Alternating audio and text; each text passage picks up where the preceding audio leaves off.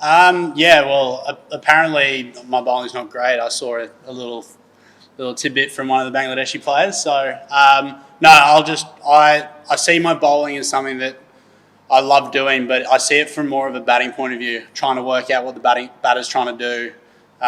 Each different ball. I know that I'm probably not going to hit every ball where I want to, so trying to just adjust where I can with fields and just do whatever I can for the team. And fortunately, I've got a couple of wickets this tour, and yeah, it's nice. I wouldn't say there was plan, just the way obviously Timmy plays. There was a short boundary, the wind was going that way. He felt the match-up, but it was more just a really good communication around what we were after, which bowlers we felt like, whether we wanted to attack or... But I think the big one was that even if we did have a few dots, it wasn't the end of the world. We felt like we could still score. And for me, it was just about having really good intent. I felt like that's something that I've lacked over the last, especially the one-dayers.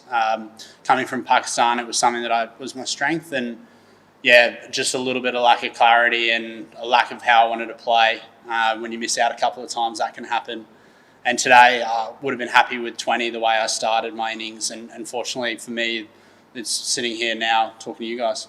Yeah, I think I'd faced a couple of overs off him. I'd hit him for 1-6, but it felt like that was a real chance for us to attack in the game. Obviously, he's one of the best spinners in the world in this format. I faced him in the Big Bash. It was really tough. But it was just the match-up in that moment. I felt like if I could aim straight, that boundary was small enough that I felt like I could clear it. And fortunately, I got a couple of ones right in the right spot for me.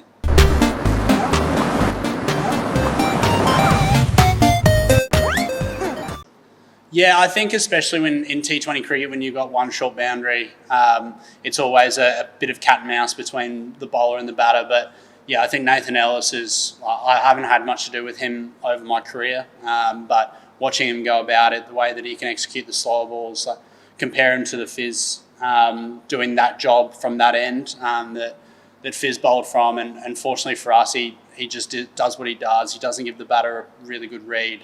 And I think it's probably some of the best death bowling I've seen and best bowling. And I think he went for 25 and 4 of them was a nick through slips. So he's really valuable to our team, especially in that middle to late overs when we're trying to defend. Yeah, a little bit. The one-day series, it was a few really good games. Felt like every game we were just a little bit shy. We were probably 30 runs short in a couple of games. And then, these last 2 games, obviously, chasing down in the first game and setting a really nice target today. It's nice to sort of get a little bit of the rub of the green, especially been a tough tour wins-wise. So, yeah, it's nice to get a couple of wins and wrap up the series after 2 games.